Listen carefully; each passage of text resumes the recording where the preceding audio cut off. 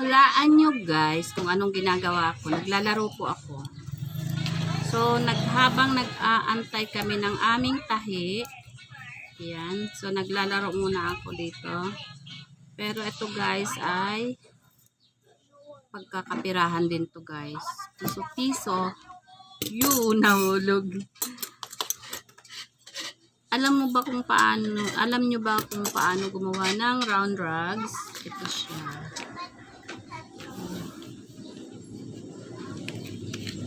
Bilog na basahan. Ito siya. Yan.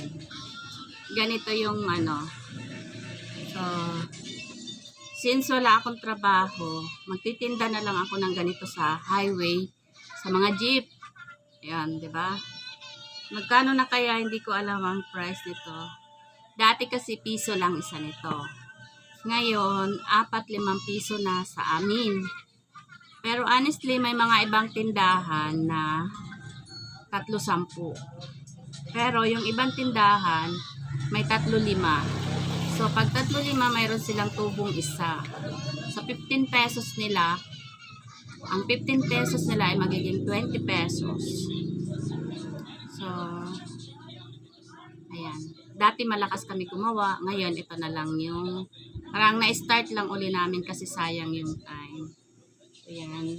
So, ang tawag dito guys ay round rugs. Ayan. So, ayan. Ito na lang yung buhay-buhay natin. Diba guys? So, diba? Bili na kayo ng basahan. Ayan. Bibili na kayo ng basahan sa amin. Order na po kayo dyan. So, gagawa lang ako.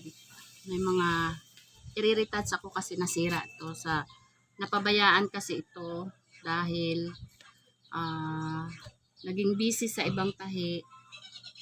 May mga tanggap kasi kami na pang online. So, kaya hindi natututukan yung aming round rugs. Pero since na pwede na ako maggupit, ayan, nakakahawak na ako ng gunting, kaya na siya magsasaing. So, dito ako sa aking kapatid na si Beng. So, alam nila Ate Lintik at ni Sel ang lugar na to.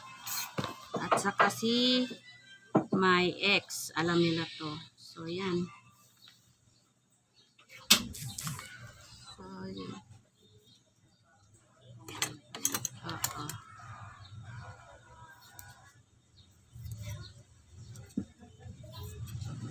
Mahal na rin ito ngayon 3-5 sa atin. Ay, 4-5 pala puhunan sa gumagawa.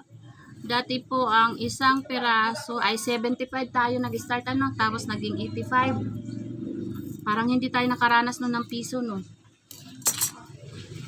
Kasi mura. Dito na. Yung ikaw na lang, yung nagtatrabaho na ako, piso na isa. So, yan. Okay lang ba yan? May taping-taping. So, nagtatanong na ako sa kanya kasi matagal-tagal na rin ako hindi gumagawa ng round rugs. Ibalik namin. So, ang mga available sa amin dito ay doormat, punda, cortina, bedsheet. Ayan. Ganon. Tapos yung mga sa supang kawayan, doormat na mahaba. Yung nakikita nyo sa online. So, okay na to siya. Yan. Okay naman yung iba yung sa retouch na to. Medyo okay naman yun. Ay, na-retouch mo na yata kasi maganda na yung forma. Na-retouch niya na pala yung iba. Ayan. So, ayan guys. Thank you and shout out sa aking buong Team Lintik. Ayan. Wala na akong gagawin dito. So, mga ganitong tela ay mga panapal. So, yan, si Ate Wengay ay nagbasahan. Diba? Habang walang ginagawa. So, shout out na lang sa aking buong Team Lintik at sa mga ampon dyan. Bagong ampon ng Team Lintik. Shout out sa inyong lahat. And thank you so much. Hindi ko man kayo maisa-isa, basta alam niyo na yun. I love you all. Basta I love you all.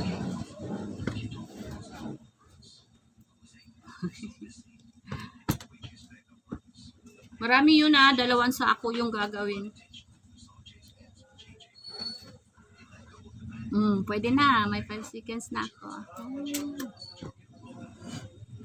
Shout out.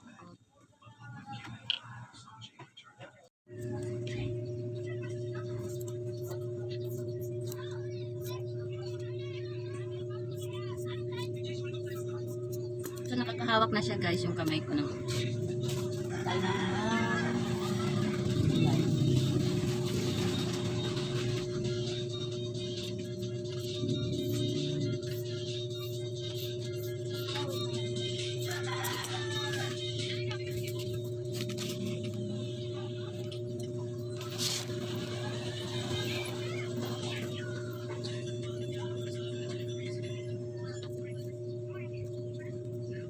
So, malapad yung yellow, kaya ano.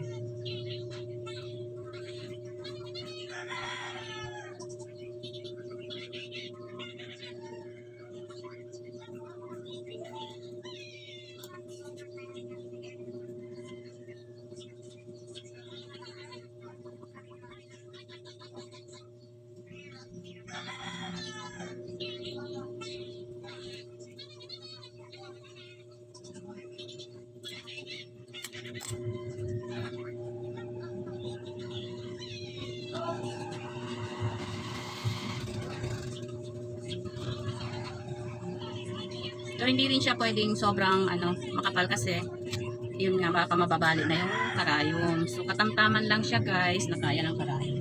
So magtatapal na tayo ngayon.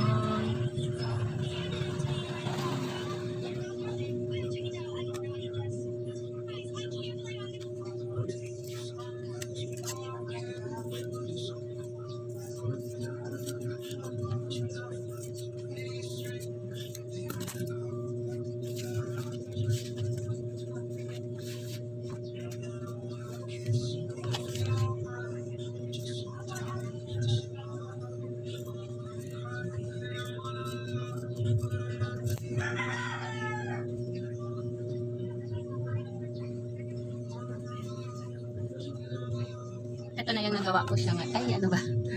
So, ayan na yung aking nagawa ngayon. Ayan. So, marami-rami na rin po siya.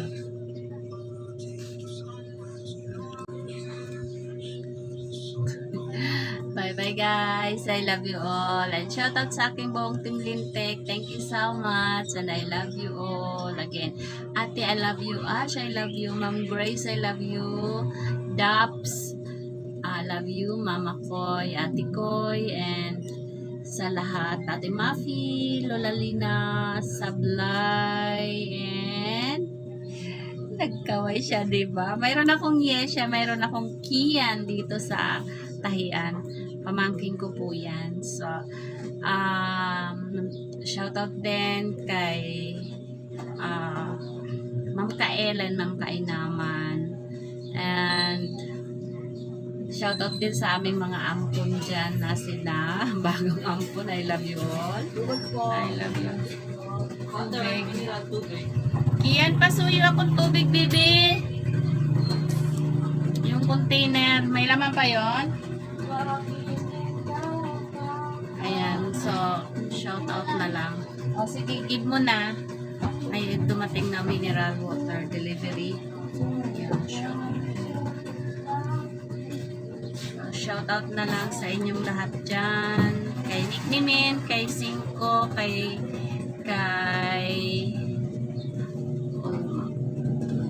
La Quachera. Shout out sa inyo. And shout out na rin kay